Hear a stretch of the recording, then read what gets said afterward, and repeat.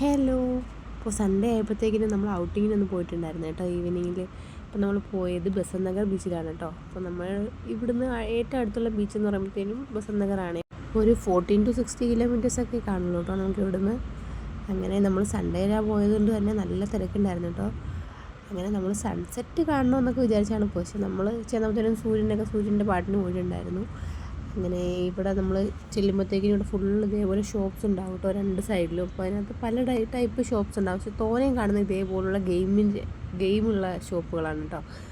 അങ്ങനെ നമുക്ക് ഇവിടെ നിന്നല്ലാതെ നമുക്ക് ഗെയിം കളിച്ച് നമുക്ക് ഗിഫ്റ്റ് എടുക്കാം, അല്ലെങ്കിൽ നമുക്ക് വാങ്ങാനും പറ്റും കേട്ടോ. അങ്ങനെ അപ്പോൾ ബീച്ചിൻ്റെ അടുത്തോട്ട് ചെല്ലുമ്പോഴത്തേക്കും നമുക്ക് തോനെയും ഫുഡ് സ്റ്റോളുകളാണ് കേട്ടോ ഉള്ളത്. നിറയെ സ്നാക്സും പിന്നെ ചൈനീസ് ഫിഷ് അങ്ങനെയൊക്കെ എല്ലാം വരുന്ന ടൈപ്പിലുള്ള ഫിഷ് സ്റ്റോള്. നമ്മൾ പറയുന്ന ഫിഷ് അവർ നമുക്കിങ്ങനെ മസാലയൊക്കെ ഇട്ടിട്ട് ഫ്രൈ ചെയ്തൊക്കെ തരും കേട്ടോ. അങ്ങനെ പിന്നെന്താ ഇവിടെ എല്ലാം ഈ ഗെയിമാണ് ഞാൻ പറഞ്ഞ പോലെ, ഈ ത്രോ ചെയ്യുന്നതും പിന്നെ ഇപ്പോൾ പുതിയൊരു ടൈപ്പ് ഗെയിമൊക്കെ വന്നിട്ടുണ്ടായിരുന്നു. അപ്പോൾ ഞങ്ങളത് രണ്ട് കളിച്ചിട്ടുണ്ടായിരുന്നേ. ഞാനതാ ഈ ബലൂൺ ഷൂട്ട് ചെയ്യുന്നത്, അങ്ങനെ കുറേ ഗെയിംസൊക്കെ ഉണ്ടായിരുന്നു. അങ്ങനെ നമ്മൾ നടന്ന് ബീച്ചിൻ്റെ അടുത്ത് എത്തിയിട്ടുണ്ട്. അപ്പോൾ അത്യാവശ്യം ക്രൗഡഡ് ആയിരുന്നു. പിന്നെ നമ്മൾ നമ്മുടെ മെറീന ബീച്ചൊക്കെ ആകുമ്പോഴത്തേക്കിനും കുറേ നടക്കാനുണ്ട് കേട്ടോ ബീച്ചിൻ്റെ അടുത്ത് വരെ വരണമെങ്കിൽ. പക്ഷേ ഇവിടെ അത്രയും ദൂരമില്ല, നമുക്ക് കുറച്ച് നടന്നാൽ മതി, പെട്ടെന്ന് തന്നെ ബീച്ചെത്തും. പിന്നെ അത്യാവശ്യം ലൈഫ് ഗാർഡും കാര്യങ്ങളൊക്കെ ഉണ്ടായിരുന്നു. അപ്പോൾ അച്ഛനും അമ്മയും വന്നപ്പോഴേ ചാടി വെള്ളത്തിൽ ഇറങ്ങിയിട്ടുണ്ടായിരുന്നു. കല്ലുകുട്ടിക്ക് എന്ത് പറ്റിയെന്ന് അറിയത്തില്ല കേട്ടോ, ആൾ ഇറങ്ങുന്നേ ഇല്ലായിരുന്നു. കാലിങ്ങനെ മേളിലോട്ട് പൊക്കിയിട്ട് പേടിയെന്ന് പറഞ്ഞിരിക്കുമായിരുന്നു. അങ്ങനെ മാതുക്കുട്ടൻ എന്താ അവൻ്റെ ട്രൗസറൊക്കെ കൂടി കളഞ്ഞിട്ട് ഇറങ്ങിയിട്ടുണ്ടേ. അങ്ങനെ അമ്മ അവളെ പല വിധത്തിലൊക്കെ നോക്കുന്നു, പക്ഷെ അവൾക്ക് എന്തോ ഒരു ബുദ്ധിമുട്ട് ഇറങ്ങാനായിട്ട്. ചിരിക്കുന്ന സന്തോഷമൊക്കെ ഉണ്ട്, പക്ഷേ ഇറങ്ങാനൊരു പേടിയൊക്കെ. അങ്ങനെ അത്യാവശ്യം നല്ല തിരയൊക്കെ ഉണ്ടായിരുന്നു. ഈവനിങ് ടൈം ആയതുകൊണ്ട് തന്നെ ഉണ്ടാവുമല്ലോ. വെള്ളത്തിൽ ഇറങ്ങിയില്ലെങ്കിലും കല്ലിക്കുട്ടി റിവ്യൂ ഒക്കെ പറയുന്നുണ്ടായിരുന്നു. അമ്മയാണെങ്കിൽ ഒരു പേടിയില്ലാത്തതാണ്, കുറേ നടന്നു പോകും, എന്നിട്ട് വലിയ തിര വരുമ്പോൾ ജീവനും കൊണ്ട് ഓടുന്നുണ്ടായിരുന്നു കേട്ടോ. മാതുകൂട്ടം പിന്നെ അവൻ്റെ അച്ഛനെ കൈ പിടിച്ച് അവിടെ എല്ലാം നടക്കുമായിരുന്നു കേട്ടോ, നിക്കറില്ലാതെ. അങ്ങനെ നമുക്ക് അവരുടെ റിവ്യൂ ഒന്ന് കേട്ട് നോക്കാമേ.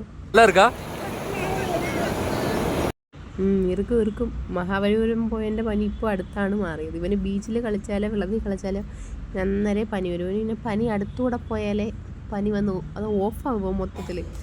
അപ്പോൾ നമ്മളവിടെ മഹാബലിപുരം പോയപ്പോഴൊന്നും അവിടെ പോലീസോ ലൈഫ് ഗാർഡോ അങ്ങനെ കണ്ടില്ല കേട്ടോ.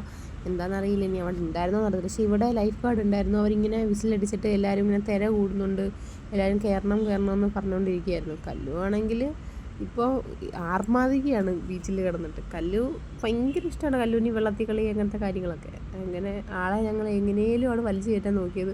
അന്നേരത്തേക്ക് ഡാൻസായി ഭയങ്കര ആളങ്ങ് വൈബ് അടിക്കുമായിരുന്നു അവിടെ നിന്നിട്ട്.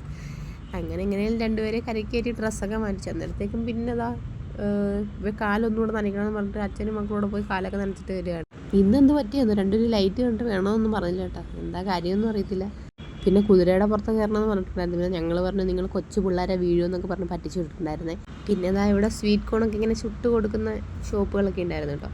നമ്മളപ്പോൾ സ്വീറ്റ് കോൺ ഇടയ്ക്കിടയ്ക്ക് ഫ്രൈഡേ മാർക്കറ്റിൽ നിന്ന് വാങ്ങാറുണ്ടായതുകൊണ്ട് അത്ര ഇൻട്രസ്റ്റ് തോന്നിയില്ല കേട്ടോ വാങ്ങാനായിട്ട്. പിന്നെ നമുക്ക് ഈ ഗെയിം കളിക്കാൻ ഇൻട്രസ്റ്റ് ഉണ്ടായിരുന്നേ. അങ്ങനെ ഈ കടയിൽ കയറിയിട്ട് നമുക്ക് ആ 50 രൂപീസിൻ്റെ ഒരു 10 റിങ് തരും കേട്ടോ. അപ്പോൾ നമ്മൾ ഏതെല്ലാം ഇത് ഇട്ടാൽ മതി. അങ്ങനെ നമ്മുടെ 50 രൂപയാണ് ഈ കിടന്ന് പറന്ന് കളിക്കുന്നത്. പക്ഷെ ഒന്നിനകത്തും വീഴുന്നില്ല കൈസ്. അപ്പോൾ നമ്മൾ ആ കടയിൽ രാശിയില്ല എന്ന് വിചാരിച്ചിട്ട് അടുത്ത കടയിൽ വന്നു. എറിയുന്നത് നമ്മളല്ലേ, ഇവിടെയും വീണില്ല. അങ്ങനെ ഏകദേശം ആ കടയിലും ഈ കടയിലും കൂടെ ആയിട്ട് ഒരു 150 രൂപ നമ്മൾ പറത്തിയിട്ടിട്ടുണ്ടേ. പിന്നെ നമ്മളിവിടുത്തെ ബജ്ജി സ്റ്റോളിൽ വന്നിട്ട് ബജ്ജിയൊക്കെ കഴിച്ചു. പിന്നെ ഇവിടുത്തെ ഈ പ്ലേറ്റൊക്കെ കണ്ടോ, ഏതോ ഒരു ഇലയാണ്, വട്ടയിലെല്ലാം തോന്നുന്നു. അങ്ങനെ പിന്നെ ഇവിടുത്തെ നമ്മൾ ഹാൻഡ് പമ്പ് ഞാൻ പണ്ടൊക്കെ പഠിക്കുന്ന സമയത്തെ കണ്ടുള്ളൂ. അങ്ങനെ ഞാൻ അതൊന്ന് ട്രൈ ചെയ്തു ഗൈസ്, കൊള്ളാം. അങ്ങനെ പിന്നെ അടുത്ത ഗെയിം, ഈ ഗെയിം കുറച്ച് വെറൈറ്റി ആയിട്ടുണ്ട് കേട്ടോ. കാരണം ഇതിന് 50 രൂപീസാണ്, 5 ബോളേ നമുക്ക് തരുള്ളൂ. എന്നാലും അത് ഏതെല്ലാം 0, 5, 10 അങ്ങനെ കുറേ ഇതുണ്ട്. ഏതിലേത്തേലും വീണാൽ മതി, ആ എമൗണ്ടിൽ കിട്ടുന്ന ഗിഫ്റ്റ് നമുക്ക് കിട്ടും കേട്ടോ. അങ്ങനെ ഇത് കുറച്ച് കൊള്ളായിരുന്നു, എനിക്ക് ഗിഫ്റ്റൊക്കെ കിട്ടിയിട്ടുണ്ടായിരുന്നേ. അങ്ങനെ ഞാൻ ഇടുന്ന കണ്ടിട്ട് സിമ്പിളല്ലേ, അതുകൊണ്ട് എൻ്റെ മക്കൾക്ക് ഇടണമെന്ന് ഒരേ ആഗ്രഹം. അങ്ങനെ പിന്നെ അവരും കളിച്ചിട്ടുണ്ടായിരുന്നു കേട്ടോ. അപ്പോൾ നമ്മളിവിടെ ഇവിടുന്ന് നമ്മൾ 2 ഗെയിം കളിച്ചിട്ടുണ്ടായിരുന്നു. അങ്ങനെ നമുക്ക് ഇവിടുന്ന് കപ്പും ഈ ഭരണിയും പിന്നെ ഒരു ബുദ്ധനെയൊക്കെ കിട്ടിയിട്ടുണ്ടായിരുന്നേ.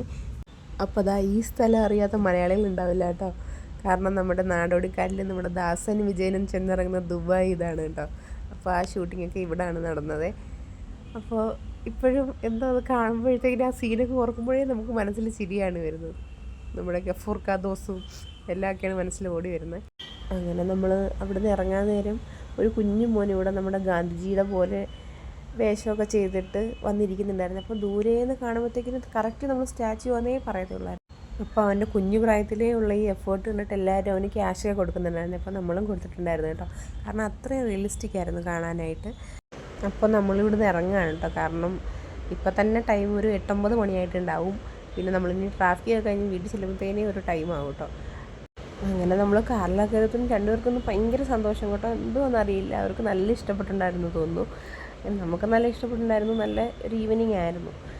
അപ്പോൾ ഇതാണ് നമ്മുടെ വ്ളോഗ് ഇത്രയേ ഉള്ളൂ. അപ്പോൾ എല്ലാവർക്കും ഇഷ്ടപ്പെട്ടിട്ടുണ്ടെങ്കിൽ ലൈക്ക് ആൻഡ് സബ്സ്ക്രൈബ്. ബൈ.